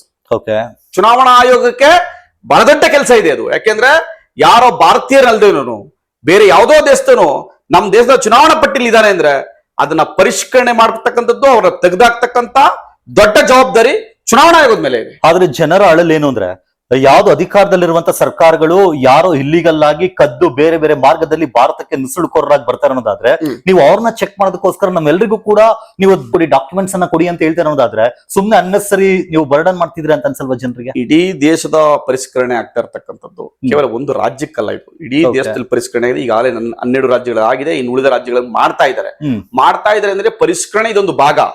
ಯಾಕೆ ಅಂತಂದ್ರೆ ಯಾರನ್ನ ತಡೆಗಟ್ಟಬೇಕು, ಅದು ಕೇಂದ್ರ ಸರ್ಕಾರದ ಕೆಲಸ. ಕೇಂದ್ರ ಸರ್ಕಾರ ಭಾರತದ ನುಸುಳುಕೋರರನ್ನ ಭಾರತದ ಒಳಗಡೆ ಬರದಂಗೆ ತಡಿತಕ್ಕಂತಹ ಜವಾಬ್ದಾರಿ ಕೇಂದ್ರ ಸರ್ಕಾರದ ಮೇಲೆ ಇದೆ. ಅದಕ್ಕೆ ಅದರ ಜವಾಬ್ದಾರಿ ಚುನಾವಣಾ ಆಯೋಗದ್ದಲ್ಲ. ಆದರೆ ಕಳ್ಳ ದಾರಿಯ ಮೂಲಕ, ಕೆಲವು ವ್ಯಕ್ತಿಗಳ ಮೂಲಕ ಈ ರೀತಿಯ ಎಪಿಕ್ ಕಾರ್ಡ್ ಗಳನ್ನ ಮಾಡಿಸಿಕೊಂಡಿರುವ ಸಾಧ್ಯತೆಗಳು ಹೆಚ್ಚಳವಾಗಿದೆ. ಅವರು ನಮ್ಮ ಚುನಾವಣಾ ಪಟ್ಟಿಗೆ ಸೇರ್ಕೊಂಡಿದ್ದಾರೆ, ಅನಧಿಕೃತವಾಗಿ ಸೇರ್ಕೊಂಡಿದ್ದಾರೆ. ಅವ್ರನ್ನ ತೆಗೆದಾಕ್ತಕ್ಕಂಥ ಕೆಲಸವೂ ಕೂಡ ಚುನಾವಣಾ ಆಯೋಗದ ಮೇಲೆ ಇದೆ. ವೋಟರ್ ಐಡಿಯಲ್ಲಿ ಬೇರೆ ನೇಮ್ ಇರುತ್ತೆ, ಯಾವ್ದೊಂದು ಇನಿಷಿಯಲ್ ಚೇಂಜ್ ಆಗಿರುತ್ತೆ, ಎಪಿಕ್ ಕಾರ್ಡ್ ಅಲ್ಲಿ ಒಂದು ನೇಮ್ ಇರುತ್ತೆ, ಆಧಾರ್ ಕಾರ್ಡ್ ಅಲ್ಲಿ ಒಂದು ಇರುತ್ತೆ, ಅಥವಾ ಬೇರೆದ್ರಲ್ಲಿ ಏನೋ ಚೇಂಜ್ ಆಗಿರುತ್ತೆ, ಅಥವಾ ಮಾರ್ಕ್ಸ್ ಕಾರ್ಡ್ ಅಲ್ಲಿ ಆ ರೀತಿ ಚೇಂಜ್ ಆಗಿರುವಂತ ಹಲವಾರು ನಾವು ಉದಾಹರಣೆಗಳನ್ನ ನಾವು ಕಾಣಬಹುದು. ಆ ರೀತಿ ಹೆಸರು ಬದಲಾಗಿದೆ ಅನ್ನೋದಾದ್ರೆ ಅವ್ರಿಗೆಲ್ಲ ಅನ್ನೆಸರಿ ತುಂಬಾ ದಿನಗಳ ಕಾಲ ಅದಕ್ಕೆ ಫೈಟ್ ಮಾಡ್ಬೇಕಾಗುತ್ತೆ, ಅದಕ್ಕೆ ಹೋಗಿ ಹೇಳ್ಬೇಕಾಗುತ್ತೆ, ಅದೆಲ್ಲ ಅನ್ಸಲ್ವಾ? ಖಂಡಿತ ನೀವು ಹೇಳಿದ್ದು ಸತ್ಯ. ಯಾರಿಗೆ ಆ ರೀತಿ ಹೆಸರು ಬದಲಾವಣೆ ಇದೆ, ಯಾರಿಗೆ ಇನ್ಸಿಲ್ ಬದಲಾವಣೆ ಇದೆ, ಯಾರಿಗೆ ವಿಳಾಸ ತಪ್ಪಿದೆ, ಡೇಟ್ ಆಫ್ ಯಾರಿಗೆ ಡೇಟ್ ಆಫ್ ಬರ್ತ್ ತಪ್ಪಿದೆ, ಅವ್ರಿಗೆ ಇದು ಒಂದು ಸುವರ್ಣಾವಕಾಶ ಬದಲಾವಣೆ ಮಾಡ್ಕೊಳ್ಳಿಕ್ಕೆ. ಎನ್ಯುಮರೇಷನ್ ಫಾರಂ ಅಲ್ಲಿ ಸರ್ಕಾರ ತಪ್ಪು ಮಾಡಿತ್ತು, ಈಗ ಅದನ್ನ ಚೇಂಜ್ ಮಾಡಲಿಕ್ಕೆ ಮತ್ತೆ ಜನರ ಮೇಲೆ ಸರ್ಕಾರ ತಪ್ಪು ಮಾಡಿಲ್ಲ. ನೀವು ಕೊಟ್ಟ ಮಾಹಿತಿಯನ್ನ ಯಾವಾಗ 2002, 2003, 2004 ಕೊಟ್ರಲ್ಲ, ಭಾರತದ ಚುನಾವಣಾ ಆಯೋಗ ಅವತ್ತು ಕೂಡ ಪ್ರತಿ ಹಳ್ಳಿಗಳಿಗೆ ಕಲಿಸಿ ಫೋಟೋ ತೆಗೆದು ಆನ್ ಸ್ಪಾಟ್ ಅವತ್ತು ಕಾರ್ಡನ್ನ ಇಶ್ಯೂ ಮಾಡಿದ್ರು. ಆವತ್ತಿನ ನೀವು ಕೊಟ್ಟಂತ ಮಾಹಿತಿಗಳು ತಪ್ಪಾಗಿದ್ರೆ ನಿಮ್ ತಪ್ಪದು. ಈಗ ಏನ್ ಮಾಡ್ತಾರೆ, ಅಲ್ಲ ನಾವೀಗ 10th ಮಾರ್ಕ್ಸ್ ಕಾರ್ಡ್ ಕೊಟ್ಟಿದೀವಿ ಅನ್ನೋದಾದ್ರೆ ಆಧಾರ್ ಕಾರ್ಡ್ ಅಲ್ಲಿ ಕರೆಕ್ಟ್ ಆಗಿ ಬರುತ್ತೆ, ವೋಟರ್ ಐಡಿ ಅಲ್ಲಿ ಕರೆಕ್ಟ್ ಸರಿಪಡಿಸ್ಕೊಳಕ್ ಈಗ ಅವಕಾಶ ಇದೆ. ಚುನಾವಣಾ ಆಯೋಗ ನಿಮ್ ಮನೆ ಮುಂದಕ್ಕೆ ಬರ್ತಾ ಇದೆ. ಈಗ ನನ್ನ ಹೆಸರೇ ತಗೊಳ್ಳಿ, ನನ್ನ ಹೆಸರು ಪ್ರದೀಪ್ ಕುಮಾರ್ SP, ನನ್ನ ವೋಟರ್ ಐಡಿಲಿ ಪ್ರದೀಪ್ ಅಂತ ಇದೆ, ನಂದು ಆಧಾರ್ ಕಾರ್ಡು ಪ್ರದೀಪ್ ಕುಮಾರ್ SP, ನನ್ನ marks card Pradeep Kumar SP, ನಂದು ವೋಟರ್ ಐಡಿ ಪ್ರದೀಪ್ SP ಅಂತಿದೆ. ಅಂದ್ರೆ ಅದು ನಾನೇ ಮಾಡಿರೋ ತಪ್ಪು, ಚುನಾವಣಾ ಆಯೋಗ ಮಾಡಿರೋ ತಪ್ಪಲ್ಲ ಅದು. ನಾನು ಅವತ್ತು ಕೊಟ್ಟದನ್ನ ಅವ್ರು ಬರ್ಕೊಂಡಿದ್ದಾರೆ. ಈಗ ನಾನು ಅದನ್ನ ಸರಿಪಡಿಸ್ಲಿಕ್ಕೆ ಅವಕಾಶ ಇದೆ. ಫಾರಂ ಕೊಡ್ತಾರೆ, ಎನ್ಯುಮರೇಷನ್ ಫಾರಂ ನ ಅವ್ರು ಪ್ರದೀಪ್ ಅಂತ ಪ್ರಿಂಟ್ ಮಾಡ್ಕೊಟ್ಟಿರ್ತಾರೆ. ಪ್ರದೀಪ್ ಅಂತ ಪ್ರಿಂಟ್ ಮಾಡಿ ನನ್ನ ಅಡ್ರೆಸ್, ನನ್ನ ಫಾದರ್ ನೇಮು, ನನ್ನ ಬರ್ತ್ ಡೇಟ್ ಎಲ್ಲ ಕಳ್ಸಿರ್ತಾರೆ. ಉಳಿದ ಕಾಲನ್ನು ಬಿಟ್ಟಿರ್ತಾರೆ. ಈಗ ನಾನು ನನ್ನ ಹೆಸರು ಮುಂದೆ ಪ್ರದೀಪ್ ಕುಮಾರ್ SP, ನನ್ನ ಡೇಟ್ ಆಫ್ ಬರ್ತ್ ಏನೇನ್ ಬದಲಾವಣೆ ಮಾಡ್ಬೇಕು ಅಂತ ಬರ್ತ್ ಕೊಟ್ರೆ ಬದಲಾವಣೆ ಮಾಡ್ಕೊಡ್ತಾರೆ. ಚುನಾವಣಾ ಆಯೋಗ ನಿಮ್ ಮುಂದಕ್ಕೆ ಲ್ಯಾಪ್ಟಾಪ್, ಕಂಪ್ಯೂಟರ್, ಪ್ರಿಂಟರ್ ಎಲ್ಲ ತಗೊಬಂದು ಅವರೇ ಮಾಡ್ಕೊಡ್ತಾ ಇರ್ಬೇಕಾರೆ ಯಾಕೆ ಇದನ್ನ ಮಾಡಿಸ್ಕೋಬಾರ್ದು? ಅದಕ್ಕೆ ಹೇಳ್ತಾ ಇರೋದು ಇದೊಂದು ಸುವರ್ಣಾವಕಾಶ. ಇದೇ SIR ನ ಪ್ರಕ್ರಿಯೆ ಅಂತ ಬಂದಾಗ ಪ್ರೋಜಿನಿ ಮ್ಯಾಪಿಂಗ್ ಅಂತ ಹೇಳಲಾಗುತ್ತೆ. ಅಂದ್ರೆ ತನ್ನ ತಂದೆ ತಾಯಿಯ ಹೆಸರು 2002ರಿಂದ 2004 ಏನು ಹಿಂದೆ ಆಗಿತ್ತು, ಇಂಟೆನ್ಸಿವ್ ರಿವಿಷನ್ ಆಗಿತ್ತು, ಅದ್ರಲ್ಲಿ ಇದ್ದವ್ರಿಗೆ ಅದಕ್ಕೆ ಸಂಬಂಧಪಟ್ಟಂತೆ ಮ್ಯಾಪಿಂಗ್ ಅಂತ ಮಾಡ್ಲಾಗುತ್ತೆ. ಏನ್ ಮ್ಯಾಪಿಂಗ್ ಅಂದ್ರೆ? ಮ್ಯಾಪಿಂಗ್ ಅಂತಂದ್ರೆ ಏನಾಗಿದೆ, ಒಂದು ಮತದಾರರ ಪಟ್ಟಿ, ಒಂದು ಕ್ಷೇತ್ರದ ಮತದಾರರ ಪಟ್ಟಿಯನ್ನ ಏನ್ ಈಗ ಆಲ್ರೆಡಿ ಡೆವಲಪ್ ಮಾಡಿರ್ತಕ್ಕಂಥ ಆಪ್, ಚುನಾವಣಾ ಆಯೋಗ ಒಂದು ಆಪ್ ನ ಡೆವಲಪ್ ಮಾಡಿದೆ. ಅಂದ್ರೆ ಆ ಡೆವಲಪ್ ಮಾಡಿರೋ ಆಪ್ಗೆ ಇದನ್ನ ಸ್ಕ್ಯಾನ್ ಮಾಡಿ ಹಾಕ್ತಾಗ ಅದು ಈಗ ಫಾರ್ ಎಕ್ಸಾಂಪಲ್ ನನ್ನ ಹೆಸರು ಯಾವ್ದು ECI ನೆಟ್ ಅಂತ ಇದೆಯಲ್ಲ, ಈಗ ನನ್ನ ಹೆಸರು ಚನ್ನಪಟ್ಟಣ ವಿಧಾನಸಭಾ ಕ್ಷೇತ್ರ ನನ್ನ ಹೆಸರಿದೆ ಪ್ರದೀಪ್ ಕುಮಾರ್. ನಾನು ಬೆಂಗಳೂರಿನಲ್ಲಿ ವಾಸವಾಗಿದ್ದೀನಿ. ನಂದು ಯಶವಂತಪುರ ವಿಧಾನಸಭಾ ಕ್ಷೇತ್ರಕ್ಕೆ ಬರುತ್ತೆ. ಅಲ್ಲೂ ನನ್ನ ಮತದಾರರ ಪಟ್ಟಿಲಿದ್ರೆ ಆ ಆಪ್ ಅಲ್ಲಿ ಗೊತ್ತಾಗುತ್ತೆ ಪ್ರದೀಪ್ ಅಲ್ಲೂ ಇದಾರೆ, ಇಲ್ಲೂ ಇದಾರೆ. ಮಲ್ಟಿಪಲ್ ಎಂಟ್ರಿ ಇದ್ರೆ ಮಲ್ಟಿಪಲ್ ಎಂಟ್ರಿ ಇದ್ರು ಗೊತ್ತಾಗುತ್ತೆ. ಮತ್ತೆ ಸತ್ತೋಗಿರೋದ್ರ ಬಗ್ಗೆ ಮಾಹಿತಿ ಇದ್ರೆ ಅದು ಕೂಡ ಡಬಲ್ ಎಂಟ್ರಿ, ತ್ರಿಬಲ್ ಎಂಟ್ರಿ ಇದ್ರು. ಈಗ ನಿಮ್ದು 2 ಹತ್ರ ಇರುತ್ತೆ. ನೀವು ಬೆಂಗಳೂರಲ್ಲಿ ಉಳಿಸ್ಕೊಳ್ಬೇಕು ಅಂತ ಅನ್ಕೊಳ್ತೀರಾ, ಆದ್ರೆ ನಿಮ್ಮ ಆಧಾರ್ ಅಲ್ಲಿ ಅಥವಾ ಬೇರೆ ಬೇರೆದ್ರಲ್ಲಿ ಪರ್ಮನೆಂಟ್ ಅಡ್ರೆಸ್ ಅಂತ ಹೇಳಿ ಚನ್ನಪಟ್ಟಣ ಇರುತ್ತೆ. ಆಗ ನೀವು ಬೆಂಗಳೂರಿಂದ ಕ್ಷೇತ್ರದ ಇಲ್ಲೇ ಉಳಿಸ್ಕೊಳ್ಬಹುದು. ಆಯ್ಕೆಯನ್ನ ನಿಮ್ಗೆ ಬಿಟ್ಟಿದ್ದಾರೆ. ನಿಮ್ಗೆ ಎಲ್ಲಿ ಅನುಕೂಲ ಆಗುತ್ತೆ, ನಿಮಗೆ ಎಲ್ಲಿ ಬೇಕು ಅನ್ಸುತ್ತೋ ಅಲ್ಲಿಗೆ ನೀವು ಉಳಿಸ್ಕೋಬಹುದು. ಇಲ್ಲಿ ಯಾವ್ದು ಡಾಕ್ಯುಮೆಂಟ್ ಇರಲ್ವಲ್ಲ, ನಿಮ್ಗೆ ಡಾಕ್ಯುಮೆಂಟ್ಸ್ ಇಲ್ಲ ಅಂತಂದ್ರೆ ಎಲ್ಲಿಗೆ ಬೆಂಗಳೂರು ಉಳಿಸ್ಕೊಳ್ಕೆ ನೀವು ಆಲ್ರೆಡಿ ನೀವು 2002 ಒಳಗಡೆ ಪರಿಷ್ಕರಣೆ ಇದ್ರೆ ಡಾಕ್ಯುಮೆಂಟ್ ಕೇಳಲ್ಲ. 2002 ನಂತರ ಇದ್ರೆ ಡಾಕ್ಯುಮೆಂಟ್ಸ್ ಕೊಡ್ಲೇಬೇಕು. ಡಾಕ್ಯುಮೆಂಟ್ಸ್ ಕೊಡ್ಲೇಬೇಕು. ಯಾಕೆಂದ್ರೆ ಕಡ್ಡಾಯವಾಗಿ ನೀವು ಬೆಂಗಳೂರಲ್ಲಿ ವಾಸವಾಗಿದ್ರೆ ಬೆಂಗಳೂರಿನ ವಾಸ ಸಂಬಂಧಪಟ್ಟಾಗೆ ಒಂದು ಡಾಕ್ಯುಮೆಂಟ್ ಕೊಡ್ಲೇಬೇಕು. ಇದು ಕಡ್ಡಾಯ. ಪ್ರೋಜಿನಿ ಮ್ಯಾಪಿಂಗ್ ಬಗ್ಗೆ ಹೇಳೋದಾದ್ರೆ, ಮ್ಯಾಪಿಂಗ್ ಮಾಡಿದ್ರೆ ಮ್ಯಾಪಿಂಗ್ ಈಗ ಆಲ್ರೆಡಿ 89% ಮ್ಯಾಪಿಂಗ್ ಕರ್ನಾಟಕದಲ್ಲಿ ಆಗಿದೆ. ಅಂದ್ರೆ ಇನ್ನ 11% ಮ್ಯಾಪಿಂಗ್ ಸಿಕ್ಕಿಲ್ಲ. ಯಾರವರು ಅಲ್ಲ, ಜನರಿಗೆ ಅನ್ನಿಸ್ತಿರೋದು ಏನು ಅಂದ್ರೆ ಮ್ಯಾಪಿಂಗ್ ಅಂದ್ರೆ ಏನು ಅಂತಾನೆ ಕೇಳ್ತಾ ಇದ್ದಾರೆ. ಮ್ಯಾಪಿಂಗ್ ಅಂದ್ರೆ ಏನಂತಂದ್ರೆ ಹೇಳಿದ್ನಲ್ಲ, ಸ್ಕ್ಯಾನ್ ಮಾಡಿ ಅದನ್ನ ಒಟ್ಟು ಮತದಾರರ ಒಂದು ವಿಧಾನಸಭಾ ಕ್ಷೇತ್ರದ ಒಟ್ಟು ಮತದಾರರ ಸಂಖ್ಯೆಯನ್ನ ಅದ್ರೊಳಗಡೆ ಅಪ್ಲೋಡ್ ಮಾಡಿದಾಗ ಅದರಲ್ಲಿ ಒಟ್ಟು ಮತದಾರರ ಒಂದು ಪ್ರಿಂಟ್ ಮಾಡ್ತದೆ ಎಲ್ಲರನ್ನು. ನಿಮ್ದು ತೇಜಸ್ ಇರ್ಬೋದು, ನಂದು ಪ್ರದೀಪ್ ಇರ್ಬೋದು, ಎಲ್ಲವನ್ನು ಎನ್ಯುಮರೇಷನ್ ಫಾರಂ ಅಲ್ಲಿ ಪ್ರಿಂಟ್ ಮಾಡ್ಕೊಡುತ್ತೆ. ಜೊತೆಗೆ 2 ಎಂಟ್ರಿ, ಡಬಲ್ ಎಂಟ್ರಿ ಇರ್ಬೋದು, ತ್ರಿಬಲ್ ಎಂಟ್ರಿ ಇರ್ಬೋದು, 4 ಎಂಟ್ರಿ ಇರ್ಬೋದು, ಅದೆಲ್ಲವೂ ಕೂಡ ಎನ್ಯುಮರೇಷನ್ ಇದರಲ್ಲಿ ಮ್ಯಾಪಿಂಗ್ ಅಲ್ಲಿ ಗೊತ್ತಾಗುತ್ತೆ. ತ್ರಿಬಲ್ ಎಂಟ್ರಿ ಈಗಾಗಲೇ ಬೇರೆ ಬೇರೆ ರಾಜ್ಯಗಳಲ್ಲಿ ಮಾಡಿದ್ಯಲ್ಲ, ಆ ಮ್ಯಾಪಿಂಗ್ ಅಲ್ಲಿ ಗೊತ್ತಾಗಿದ್ದ ಅಂಶ ಏನಪ್ಪಾ ಅಂದ್ರೆ 35% ಜನ ಡಿಲೀಷನ್ ಮಾಡಿರೋದ್ರಲ್ಲಿ 35% ಸತ್ತೋಗಿರೋದು, 45% ತ್ರಿಬಲ್ ಎಂಟ್ರಿ, 4 ಎಂಟ್ರಿ, 5 ಎಂಟ್ರಿ. ಇನ್ನು ಕೇವಲ 20-25% ಮಾತ್ರ ಡಿಲೀಷನ್ ಆಗಿರೋದು. ಆ ಡಿಲೀಷನ್ ಆದ ನಂತರ ಅವ್ರದ್ದು ಏನಾಗುತ್ತೆ ಅದ್ರ ಮುಂದೆ ಬರ್ತೀನಿ. ಆದ್ರೆ ಅದಕ್ಕಿಂತ ಮೊದಲು ಈ ಮತದಾರರ ಪಟ್ಟಿಯನ್ನ ತಯಾರಿಸೋದ್ರಲ್ಲಿ ಅಥವಾ ಪರಿಷ್ಕರಣೆ ಮಾಡೋದ್ರಲ್ಲಿ ರಾಜ್ಯಗಳ ಪಾತ್ರ ಏನು ಇಲ್ವಾ? ನೀವು ರಾಜ್ಯ ಸರ್ಕಾರಗಳನ್ನು ಕೂಡ ಒಳಗೊಂಡಂತೆ ಏನಾದ್ರೂ ಪ್ರಕ್ರಿಯೆಯಲ್ಲಿ ಭಾಗವಹಿಸ್ಲಿಕ್ಕೆ ಅವಕಾಶ ಮಾಡ್ಕೊಳ್ಬಹುದು. ಖಂಡಿತ ರಾಜ್ಯ ಸರ್ಕಾರಗಳಿಗೆ ಪಾತ್ರ ಇಲ್ಲ. ರಾಜ್ಯ ಚುನಾವಣಾ ಆಯೋಗಕ್ಕೆ ಜವಾಬ್ದಾರಿ ಇದೆ. ರಾಜ್ಯ ಚುನಾವಣಾ ಆಯೋಗ ರಾಜ್ಯ ಸರ್ಕಾರದ ಸಹಯೋಗದೊಂದಿಗೆ ಮಾಡೋದು. ಯಾಕೆಂದ್ರೆ ಎಂಪ್ಲಾಯೀಸ್ ಬೇಕಲ್ಲ, ಆ ಎಂಪ್ಲಾಯೀಸ್ ರಾಜ್ಯ ಸರ್ಕಾರನೇ ಕೊಡ್ಬೇಕು. ಸೊ ಹಂಗಾಗಿ ರಾಜ್ಯ ಸರ್ಕಾರ ಏನಾದ್ರು ರಾಜ್ಯ ಚುನಾವಣಾ ಆಯೋಗದ ಸಹಕಾರದೊಂದಿಗೆ ಆಗ್ತಕ್ಕಂಥದ್ದು. ಎಂಪ್ಲಾಯೀಸ್ ಅವರೇ ಇರ್ತಾರೆ, ಅವರನ್ನ ಬಳಸ್ಕೊಂಡೇ ಮಾಡ್ತಕ್ಕಂಥದ್ದು. ಆದ್ರೆ ಇದು ಮಾಡ್ತಕ್ಕಂಥದ್ದು ಪೊಲಿಟಿಕಲ್ ಪಾರ್ಟಿಗಾಗ್ಲಿ ರಾಜ್ಯ ಸರ್ಕಾರಗಾಗ್ಲಿ ಯಾವುದೇ ಕನೆಕ್ಷನ್ ಇರೋದಿಲ್ಲ. ಅದು ಇಂಡಿಪೆಂಡೆಂಟ್ ಆಗಿ ಮಾಡುತ್ತೆ. ಅದಕ್ಕೆ ಅದು ಟ್ರೈನಿಂಗ್ ಕೊಟ್ಟಿರ್ತಾರೆ. ಅವ್ರಿಗೆ ಅವ್ರದ್ದೇ ಆದ ಈ ಸ್ಪೆಷಲ್ ಇಂಟೆನ್ಸಿವ್ ರಿವಿಷನ್ ಟೈಮ್ ಅಲ್ಲಿ ಅವ್ರಿಗೆ ಎಕ್ಸ್ಟ್ರಾ ದುಡ್ಡು ಕೊಡ್ತಾ ಇದಾರೆ. ಅವ್ರಿಗೆಲ್ಲ ಬೆನಿಫಿಟ್ಸ್ ಕೊಟ್ಟಿದ್ದಾರೆ ಒಂದಷ್ಟು. Okay. ಅವ್ರಿಗೆ ಅದನ್ನ ಅವರು ಆ ಕಟ್ಟುನಿಟ್ಟಾಗಿ ಮತ್ತು ಅದನ್ನ ಬಹಳ ದೊಡ್ಡ ಮಟ್ಟಕ್ಕೆ ಜವಾಬ್ದಾರಿಯುತವಾಗಿ ಅದನ್ನ ಇಂಟೆನ್ಸಿವ್ ಮಾಡ್ತಾರೆ. ಒಂದಿಷ್ಟು ಜನ ಆರೋಪ ಮಾಡ್ತಿರುವಂತದ್ದು ಏನು ಅಂದ್ರೆ, ಈಗಾಗಲೇ ಅದ್ರ ಬಗ್ಗೆ ಒಂದಿಷ್ಟು ಮಾತಾಡಿದ್ವಿ, ಆದ್ರೆ ಅದ್ರ ಬಗ್ಗೆ ಒಂದು ಕ್ಲಿಯರ್ ಕಟ್ ಕ್ಲಾರಿಟಿಯನ್ನ ವೀಕ್ಷಕರಿಗೆ ಕೊಡ್ಬೇಕು ಅನ್ನೋದಾದ್ರೆ, ಕಾರಣ ಎಲೆಕ್ಷನ್ ಕಮಿಷನ್ ಆಫ್ ಇಂಡಿಯಾ ಪೌರತ್ವವನ್ನ ನಿರ್ಧಾರ ಮಾಡ್ತಿದ್ಯಾ ಇಲ್ವಾ? ಇಲ್ಲ, ಖಂಡಿತ ಇಲ್ಲ. ಓಕೆ, ಇವತ್ತಿಗೂ ಕೂಡ ಹೋಮ್ ಮಿನಿಸ್ಟ್ರಿ ಇದು ಕೇವಲ ಆ ವ್ಯಕ್ತಿಗೆ ಎಪಿಕ್ ಕಾರ್ಡ್ ಅನ್ನ ಕೊಡ್ಬೇಕಾ ಬೇಡವಾ ಅನ್ನೋದು ಮಾತ್ರ ಇವತ್ತಿಗೆ ಎಲೆಕ್ಷನ್ ಕಮಿಷನ್. ಚುನಾವಣಾ ಆಯೋಗದ ಮುಂದೆ ಇರ್ತಕ್ಕಂಥದ್ದು ಎರಡೇ ಮಾನದ. ಒಂದು ಅವನು ಭಾರತೀಯನಾಗಿರ್ಬೇಕು, ಒಂದು ಅವನು 18 ವರ್ಷ ಆಗಿರ್ಬೇಕು. ಅಷ್ಟಿದ್ರೆ ಅವನು ಎಲ್ಲಿ ವಾಸವಾಗಿ, ಅದೇ ಜನ ಕೇಳ್ತಿರೋದು ಭಾರತೀಯನ ಅಲ್ವಾ ಅಂತ ಹೇಳಿ ಎಲೆಕ್ಷನ್ ಕಮಿಷನ್ ಡಿಸೈಡ್ ಅದನ್ನ ಹೇಳ್ತಿರೋದು. ಅವನು ಭಾರತೀಯನಾಗಿರ್ಬೇಕು, ಆಗಿದ್ದಕ್ಕೆ ಮಾತ್ರ ಅವನು ವೋಟಿಂಗ್ ಕೊಡಕ್ ಸಾಧ್ಯ. ಅದನ್ನ ಪೌರತ್ವ ಅವ್ರು ಡಿಸೈಡ್ ಮಾಡ್ತಾರಲ್ಲ. ಭಾರತೀಯನಾಗಿದ್ರೆ ಮಾತ್ರ ನಾನು ಎಲೆಕ್ಷನ್ ಪರ್ಮಿಷನ್ ವೋಟರ್ ಐಡಿ ಕೊಡಕ್ ಸಾಧ್ಯ ಇದ್ದಾಗ ಮಾತ್ರ ತಾನು ಭಾರತೀಯ ಅಂತ ಹೇಳಿ. ಅದಕ್ಕೆ ಹೇಳ್ತಾ ಇರೋದು ಪೌರತ್ವನ ಅವ್ರು ಡಿಸೈಡ್ ಮಾಡಲ್ಲ. ಭಾರತೀಯನಾಗಿದ್ರೆ 18 ವರ್ಷ ಆಗಿದ್ರೆ ಅವನ ಡಾಕ್ಯುಮೆಂಟ್ಸ್ ಇದ್ದೇ ಇರ್ತದೆ. ಅವನು ಭಾರತೀಯನಲ್ಲ ಅಂದ್ರೆ ಅಂತ ಡಾಕ್ಯುಮೆಂಟ್ಸ್ ಇರಲ್ಲ, ಕೊಡಕ್ ಆಗಲ್ಲ. ಅವನ ಮತಪಟ್ಟಿಗೆ ಸೇರ್ಸಕ್ ಆಗಲ್ಲ. ಮತಪಟ್ಟಿಗೆ ಅವ್ನು ಬರ್ಬೇಕು ಅನ್ನೋದಾದ್ರೆ ಅವನು ಆ 2 ಮಾನದಂಡಗಳನ್ನ ಹೊಂದಿರ್ಲೇಬೇಕು. ಓಕೆ, ಇನ್ನೊಂದು ಅತಿ ದೊಡ್ಡ ಆರೋಪ ಏನು ಅಂದ್ರೆ, ಈ SIR ಪ್ರೋಸೆಸ್ ಗಿಂತ ಮೊದಲು NRC ಅನ್ನ ಜಾರಿಗೆ ತರಬೇಕು ಅಂತೇಳಿ ಕೇಂದ್ರದಲ್ಲಿ ಚರ್ಚೆ ಆಗ್ತಾ ಇತ್ತು. ಆದ್ರೆ NRC ಅನ್ನ ಭಾರತಾದ್ಯಂತ ಅದನ್ನ ಜಾರಿ ತರ್ಲಿಕ್ಕೆ ಆಗ್ಲಿಲ್ಲ. ಆ ಕಾರಣಕ್ಕೆ ಒಂದು ಸಾಫ್ಟ್ ಫಾರ್ಮ್ ಅನ್ನ ಬಳಸ್ಕೊಂಡು ಎಲ್ಲಿ ಅಲ್ಪಸಂಖ್ಯಾತರ ಸಂಖ್ಯೆ ಜಾಸ್ತಿ ಇದೆ ಅಂತ ಅಲ್ಪಸಂಖ್ಯಾತರನ್ನ ಭಾರತದಿಂದ ಆಚೆ ಹಾಕ್ಬೇಕು, ಅಥವಾ ಅವರಿಗೆ ಮತದಾನದ ಹಕ್ಕು ಏನಿದೆ ಆ ಮತದಾನದ ಹಕ್ಕನ್ನು ಕಿತ್ಕೊಳ್ಬೇಕು ಅಂತೇಳಿ ಈ ಒಂದು ಪ್ರಕ್ರಿಯೆಯನ್ನ ಕೇಂದ್ರ ಸರ್ಕಾರ ಮಾಡ್ತಿದೆ ಅಂತ ಹೇಳಲಾಗ್ತಿದೆ. ಆ ತರ ಟಾರ್ಗೆಟಿಂಗ್ ಏನು ಮಾಡಿಲ್ಲ? ಖಂಡಿತ ಇಲ್ಲ. ಈಗ ಎನ್ಯುಮರೇಷನ್ ಫಾರಂ ಏನು, ಇನ್ ಡೂಪ್ಲಿಕೇಟ್ ಒಂದು ಫಾರಂ ಕೊಟ್ಟಿರ್ತಾರೆ. ಇನ್ ಡೂಪ್ಲಿಕೇಟ್ ಒಬ್ರಿಗೆ ನಿಮ್ದು 2 ಫಾರಂ ಕೊಟ್ಟಿರ್ತಾರೆ, ನನಗೂ 2 ಫಾರಂ ಕೊಟ್ಟಿರ್ತಾರೆ. ಒಂದು ಫಾರಂ ನ ಫಿಲ್ಅಪ್ ಮಾಡಿ ನೀವು ಅವ್ರಿಗೆ ಕೊಡ್ತೀರಾ ಒರಿಜಿನಲ್. ಒಂದು ಫಾರಂ BLOಗಳು ಸಹಿ ಮಾಡಿ ನಿಮಗ್ ಕೊಡ್ತಾರೆ, ನೀವು ಇಟ್ಕೊಂಡಿರ್ತೀರಾ. ಅದನ್ನ ಈ ದೇಶದ ಯಾವುದೇ ಮ್ಯಾಜಿಸ್ಟ್ರೇಟ್ ಮುಂದೆ, ನಿಮ್ಮ ಜುರಿಸ್ಟಿಕ್ಷನ್ ಮ್ಯಾಜಿಸ್ಟ್ರೇಟರ್ ಮುಂದೆ ನೀವು ಚಾಲೆಂಜ್ ಮಾಡ್ಲಿಕ್ಕೆ ಅವಕಾಶ ಇದೆ. ಜಿಲ್ಲಾ ಮ್ಯಾಜಿಸ್ಟ್ರೇಟರ್ ಮುಂದೆ ಮಾಡ್ಲಿಕ್ಕೆ ಅವಕಾಶ ಇದೆ. ಮತ್ತೆ ತೆಗಿಬೇಕಾದ್ರೆ ವಿಶೇಷವಾಗಿ ನೀವು ಗಮನಿಸಬೇಕು, ನಿಮ್ಮನ್ನು ಓಟಿನ ತೆಗಿಬೇಕು ಅಂದ್ರೆ ವಿತೌಟ್ ಇಂಟಿಮೇಷನ್ ನೋಟಿಸ್ ಕೊಡದೇ ಡಿಲೀಷನ್ ಮಾಡ. ಡಿಲೀಷನ್ ಮಾಡ್ಬೇಕಾದ್ರೂ ನಿಮ್ಗೆ ಉತ್ತರ ಕೊಟ್ಟು, ನಿಮ್ಗೆ ನೋಟಿಸ್ ಕೊಟ್ಟು ಉತ್ತರ ಪಡೆದು ಆಮೇಲೆ ಮಾಡೋದು. ಇನ್ ಕೇಸ್ ಡಿಲೀಟ್ ಆಯ್ತು ಅನ್ನೋದಾದ್ರೆ ನೆಕ್ಸ್ಟ್ ಅವ್ರು ಮ್ಯಾಜಿಸ್ಟ್ರೇಟ್ ಮುಂದೆ ಹೋಗ್ಬೋದು. ಡಿಸ್ಟ್ರಿಕ್ಟ್ ಮ್ಯಾಜಿಸ್ಟ್ರೇಟ್ ಮುಂದೆ ಅಪೀಲ್ ದಾವೆಯನ್ನು ಹಾಕ್ಲಿಕ್ಕೆ ಅವಕಾಶ ಇದೆ. ಓಕೆ, ಇಲ್ಲಿವರೆಗೂ SIR ಬಗ್ಗೆ ತುಂಬಾ ಕಡೆ ಚರ್ಚೆ ಆಗಿದೆ ನಿಜ. ಆದ್ರೆ ನೀವು JDS ನ ವಕ್ತಾರರಾಗಿ ಒಂದ್ ಕೇಳ್ತೀನಿ, ಮತ್ತೆ ನೀವು ಲಾಯರ್ ಆಗಿ ಕೂಡ ಇದನ್ನ ಆನ್ಸರ್ ಮಾಡ್ಬೋದು. ಕಾರಣ ಭಾರತದಲ್ಲಿ ಇವತ್ತಿಗೆ ಭಾರತದಿಂದ ಯಾರನ್ನ ಹೊರ ಹಾಕ್ಲಾಗುತ್ತೆ ಅಥವಾ ಬೇರೆ ದೇಶಗಳಿಗೆ ನಾವು ಕಳಿಸ್ಬೇಕು ಅಂತ ಬಂದಾಗ ಭಾರತ ಯಾವುದೇ ಒಂದು ಒಪ್ಪಂದವನ್ನ ಮಾಡ್ಕೊಂಡಿಲ್ಲ. ಇವತ್ತಿಗೆ ಜನರಲ್ಲಿರುವಂತ ಅತಿ ದೊಡ್ಡ ಪ್ರಶ್ನೆ ಏನು ಅಂತ ಕೇಳಿದ್ರೆ, ಸಪೋಸ್ ಯಾರೋ ಒಂದಿಷ್ಟು ಜನ ಇಲ್ಲಿಗಲ್ ಆಗಿ ಭಾರತಕ್ಕೆ ಬಂದಿದ್ದಾರೆ ಅಂತ ಅನ್ಕೋಣ. ಈಗ SIR ಮುಖಾಂತರ ಅವ್ನು ಇಲ್ಲಿಗಲ್ ಅಂತ ಹೇಳಿ ಪ್ರೂವ್ ಆಯ್ತು ಅಂತ ಅನ್ಕೋಣ. ಅವ್ರ ಹತ್ರ ಕೇವಲ ವೋಟರ್ ಇದನ್ ಮಾತ್ರ ಏನು ಆ ವೋಟಿಂಗ್ ಪವರ್ ನ ಮಾತ್ರ ಕಿತ್ಕೊಳ್ತೀರಾ, ಅಥವಾ ಅವ್ನು ಇಲ್ಲಿಗಲ್ ಆಗಿ ಬಾಂಗ್ಲಾದೇಶಿ ಆಗಿದ್ರೆ ಬಾಂಗ್ಲಾದೇಶಕ್ಕೆ ವಾಪಸ್ ಕಳಿಸ್ತೀರಾ? ಕಾನೂನು ಏನ್ ಹೇಳುತ್ತೆ? ಇಲ್ಲ, ಚುನಾವಣಾ ಆಯೋಗದ ಕೆಲಸನೇ ಅದಲ್ಲ. ಚುನಾವಣಾ ಆಯೋಗಕ್ಕೂ ಅದಕ್ಕೂ ಸಂಬಂಧನೂ ಇಲ್ಲ. ಅದು ಏನಿದ್ರು ಕೇಂದ್ರ ಸರ್ಕಾರವೇ ಮಾಡ್ಬೇಕು.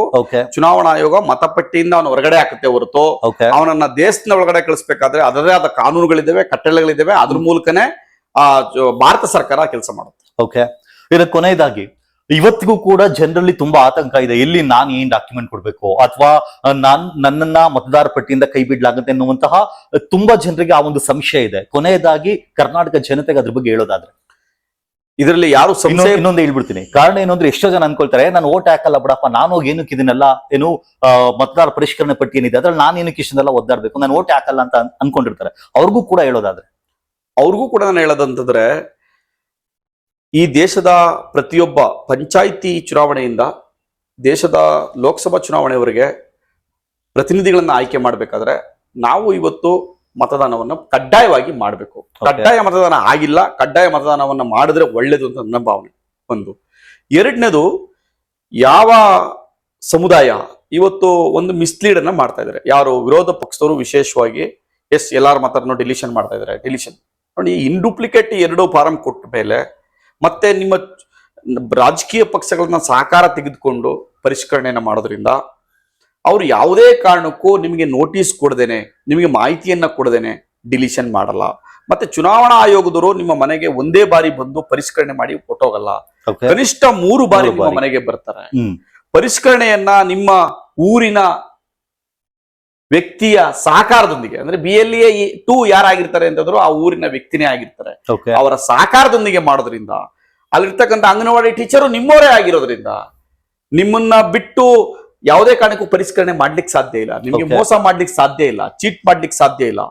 ಯಾರು ನಕಲಿ ಮತದಾರರಾಗಿದ್ದಾರೆ, ಯಾರು ಈ ದೇಶದ ನಾಗರಿಕರಲ್ಲ, ಅವ್ರಿಗೆ ಮಾತ್ರ ಇದು ತೊಂದರೆ ಹೊರತು ನಿಜವಾದ ಮತದಾರನಿಗೆ, ಈ ದೇಶದ ನಾಗರಿಕನಿಗೆ, 18 ವರ್ಷ ತುಂಬಿರೋರಿಗೆ ಯಾವುದೇ ಭಯ ಪಡಬೇಕಾದ ಅವಶ್ಯಕತೆ ಇಲ್ಲ.